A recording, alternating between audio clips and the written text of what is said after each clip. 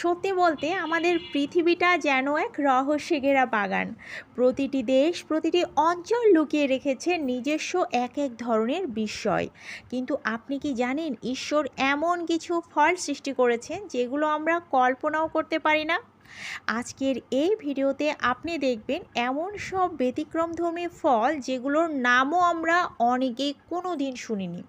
এগুলো দেখতে যেমন অদ্ভুত ধরনের সুন্দর, খেতেও কিন্তু অসাধারণ রকমের মিষ্টি আর পুষ্টিগুণে ভরপুর। এই ফলগুলো প্রধানত চীন ও কোরিয়ায় চাষ হয়। ওদের উন্নত কৃষি প্রযুক্তি, ঠান্ডা আর্দ্র আবহাওয়া আর বংশগত বীজ উন্নয়নের কারণেই এই ধরনের ফলগুলো সেখানে ফলানো সম্ভব হচ্ছে। আর আমরা বাঙালিরা, আমাদের দেশে কিন্তু এগুলো ফল আমরা কোনোদিন চোখেই দেখিনি। এই ফলটাকে দেখুন, মনে হচ্ছে গাছে শামুক লেগে আছে, কিন্তু আদৌ এটা এক ধরনের ফল।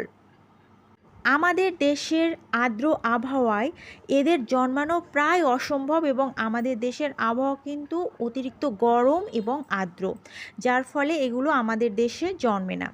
তবে এটাই তো পৃথিবীর আসল সৌন্দর্য, যে কোথাও জন্মে লিচু আর কোথাও জন্মে ড্রাগন ফল। আর এই ব্যতিক্রমী ফলগুলো শুধু দেখতে বা খেতেই ভালো না, এগুলো শরীরের জন্য কিন্তু ভীষণ উপকারী।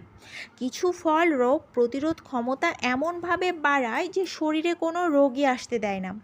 আবার কিছু ফল হজমের সহায়তা করে। এই ফলটাকে দেখুন, একদম পেয়ারার মতো, এটা তো জামরুলের মতো। আর কিছু ফল তো এগুলোর মধ্যে প্রাকৃতিক অ্যান্টিঅক্সিডেন্টের খনি।